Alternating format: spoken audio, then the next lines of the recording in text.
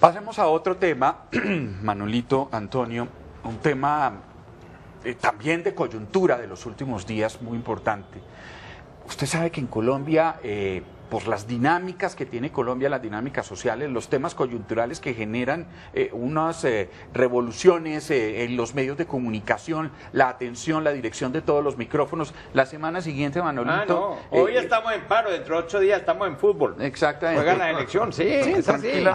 Colombia, Ecuador en Barranquilla. Claro. Ya verán cómo todo se aletarga. Y hace 15 días estábamos con la indignación de los borrachos en el volante. Exacto. Y hace unos días la gran noticia era que Luis Alfredo Ramos va para la cárcel y que se queda sin uno de sus candidatos el uribismo, pero pues eso como que ya se... Semejante cosa política. 2 días. Sí, semejante.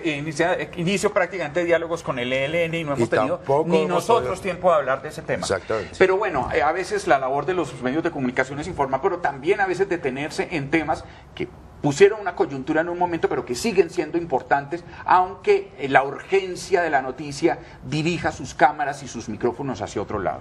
Esto tiene que ver con las experiencias y las posibilidades de cómo vamos a manejar como sociedad el tema de los conductores alicorados.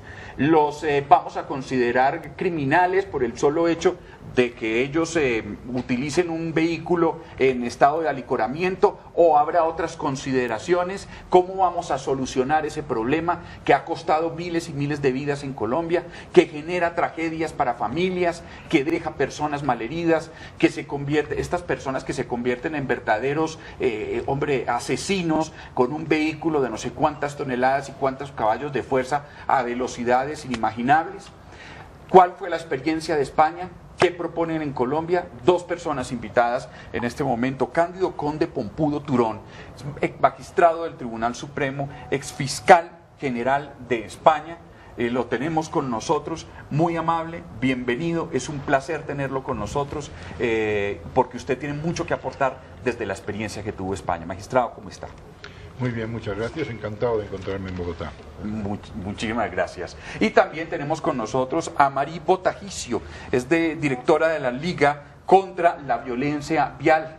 Bienvenida, doctora, muchas gracias. Mauricio, Antonio, Manuel, buenos días. Lo primero es, ¿cuál fue la experiencia de España en este tema, señor magistrado Cándido Conde Pompudo?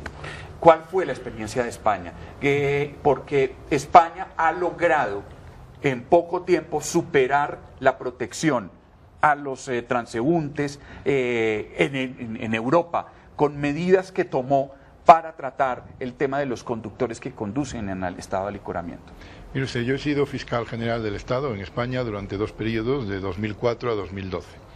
En 2003 teníamos nosotros 4.000 víctimas mortales al año por accidentes de circulación, exactamente 4.039. En 2012 tenemos 1.300. Perdón, cuando usted dice víctimas, ¿son muertos o heridos? Víctimas mortales. Mortales, víctimas mortales, alrededor de grandísimo. 100 y pico mil heridos, pero víctimas mortales. Creo que en Colombia son algo más, a pesar de que la población nuestra pues viene a ser la misma. Pero víctimas mortales hemos reducido prácticamente 3.000 víctimas mortales al año. Y 3.000 víctimas mortales son el triple de las muertes que causó en España el terrorismo de ETA durante los 40 años de actuación. Es decir, son 3.000 familias que no han quedado destrozadas, y eso cada año gracias a toda una serie de medidas. Y las medidas más importantes fue, entre otras, la creación de una Fiscalía Especial para la Seguridad Vial y la consideración de la conducción bajo los efectos del alcohol como delito a partir de una determinada tasa, sin esperar a que haya una víctima mortal. Porque si ese conductor mata a un niño o choca contra un vehículo y mata a toda una familia, y luego le juzgamos y le condenamos, haremos justicia, pero no habremos evitado esas muertes. No prevención. Pero si se adelanta la barrera de protección y se convierte en un delito de peligro, y quien conduce con una elevada tasa de alcohol ya es sancionado penalmente, aunque no lleve inicialmente una pena de cárcel, pero es sancionado penalmente, entonces se produce un efecto preventivo, de prevención general, que poco a poco, a lo largo de los años, ha provocado una reducción continua de la tasa de alcohol, junto a otras medidas como el sistema de carné por puntos, la mejora también de la propia seguridad vial y medidas de otra índole, por ejemplo campañas de información. Pero la medida fundamental ha sido precisamente actuar contra los conductores que lo hacen en estado de embriaguez, porque el 40% de los accidentes mortales se producen con intervención del alcohol y el 45% de la muerte de los propios conductores son conductores que iban bajo los efectos del alcohol. ¿Qué tan tolerante es la ley española en el sentido, cuándo comienza a considerarse que una persona que ha bebido ya deja de tener control sobre su cuerpo? Comete un delito, pues. Comete un delito, me refiero. ¿Una cañita? ¿Una cerveza? ¿Un Rioja? ¿Un Riojita? Realmente la ley española tiene 2 grados. A partir de 0,25 gramos por litro de aire expirado se comete una infracción de carácter administrativa. ¿Cuántas copas son eso, magistrado? Pues eso pueden ser 2, 3 copas de vino. Ya, siempre. 2, 3 copas de vino. Es decir, una sola copa de vino, una cerveza, no afecta a la conducción. A partir de 3 copas de vino, ahí ya efectivamente ya se considera que hay una infracción de carácter administrativa. Pero quien supere ya una cifra más elevada, que es de 0,60 gramos de alcohol por litro de aire, o 1,2, que tal, sí, podrían ser 6 copas, bueno, 6 copas, con 6 o 3 copas de vino y un par de gin tonics, eso ya depende, un pacharán. Ya a partir de una determinada condición.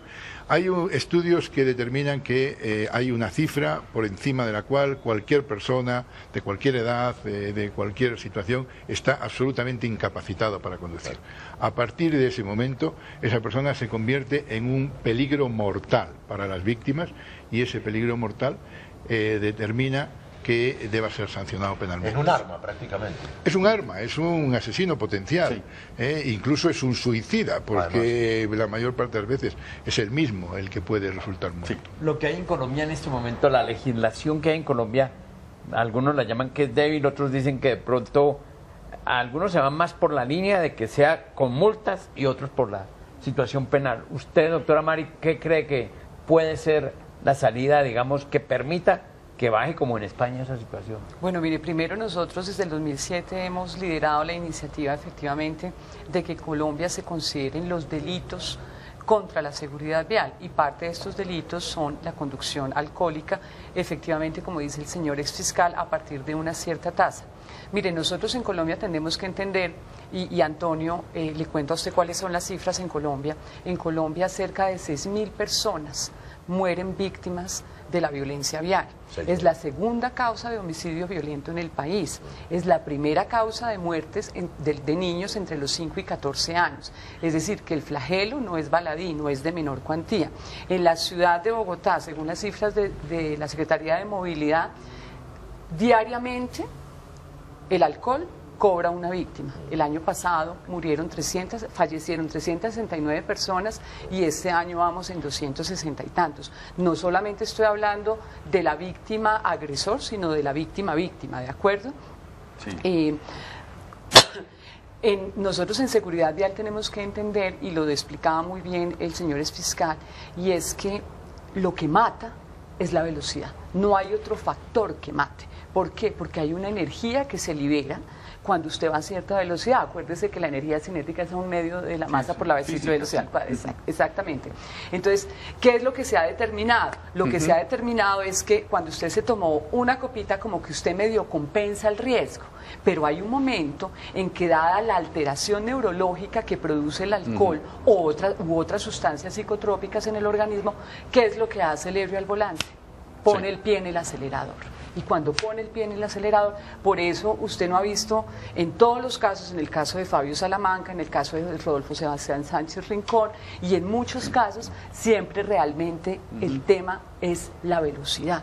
¿Por qué? Porque esa persona ya perdió toda la conciencia del riesgo y lo que hace es que oprime el pie en el acelerador. Entonces, apartar a ese violento de la vía es evitar cobrar vidas, es prevenir, es decirle, maestro, bueno, la primera vez es una sanción administrativa, pero ya cuando se ha depasado, cuando ya la transgresión generalizada a la norma se vuelve realmente una costumbre, que es lo que pasa en Colombia, y cuando eso implica poner el pie en el acelerador y conducir con altos excesos de velocidad, que son los que cobran la vida de seres inocentes, pues hay que el Estado tiene que reaccionar como garante, porque hoy lo que se defiende, el bien jurídico protegido, es la seguridad vial, el derecho que tenemos todos los ciudadanos a ir a la vía sin que nos maten.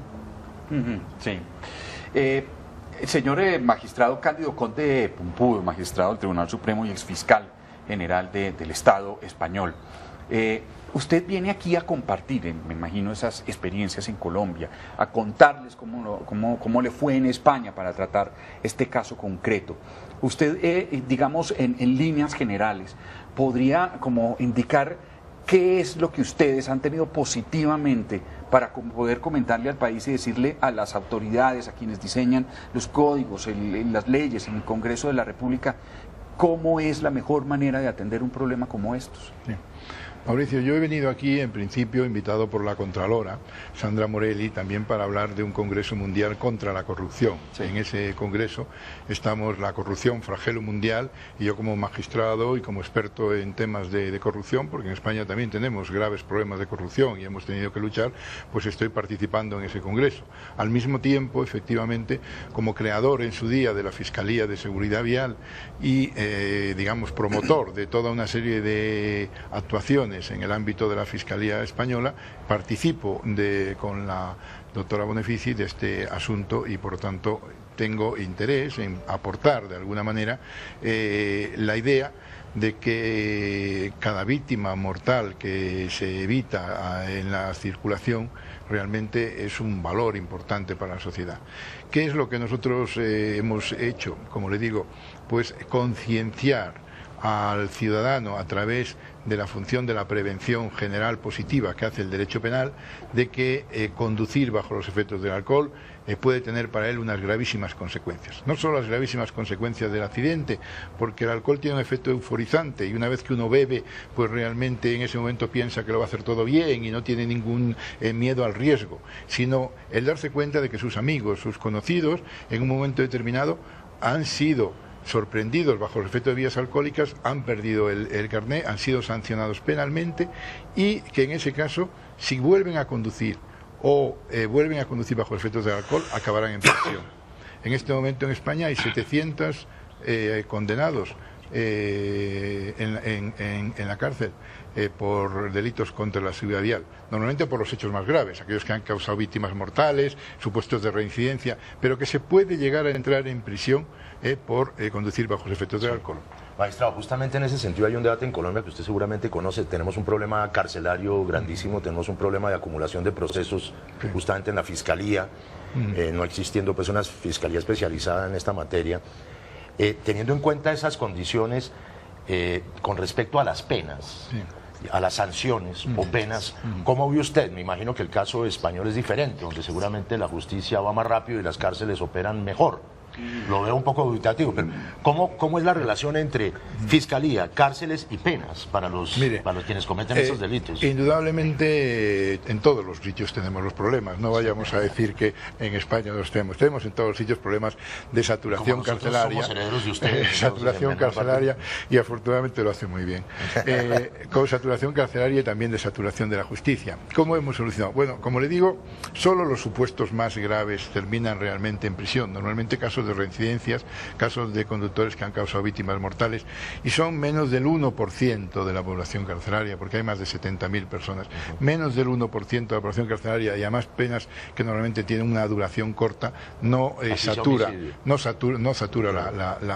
la prisión.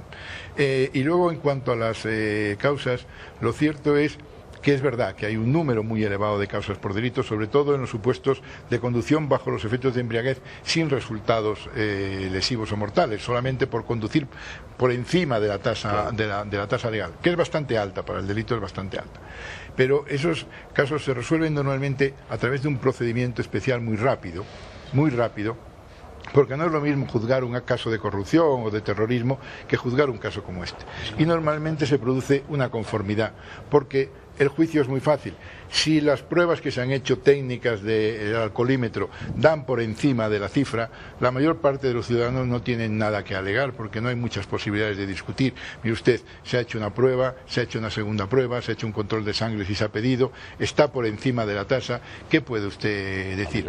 Y normalmente los juicios se resuelven por conformidad. La parte acepta la acusación del fiscal, se reduce la pena por esa acusación y se produce a través de un juicio rápido que dura normalmente menos de una semana el procedimiento. ¿Y una multa, por ejemplo? No, se le retira el carnet de conducir. Se le quitan de frente a la licencia. En todo caso se le retira el carnet de conducir. Se le retira el carnet de conducir por un periodo de 1 a 4 años. Eso de manera absolutamente ineludible se retira el carnet de conducir. Como se le retira por un juez, si conduce mientras lo tiene retirado es un desacato a la autoridad judicial y por lo tanto en ese segundo caso va a prisión. Por lo tanto sabe que no es una retirada administrativa que puede solucionar sacando un carnet en otro sitio o conduciendo, no. Mire usted, como es una retirada de carnet judicial sería una pena de prisión. Y además de ello el juez puede elegir entre una pena de multa, una pena de trabajos en beneficio de la comunidad o una pena de prisión que no se pone salvo supuestos muy extremos.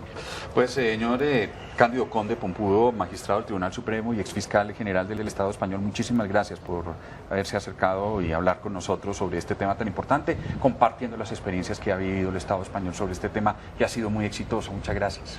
Muchas gracias, Mauricio, muchas gracias a ustedes y muchas gracias al Canal Capital por haberme tenido hoy aquí. Gracias.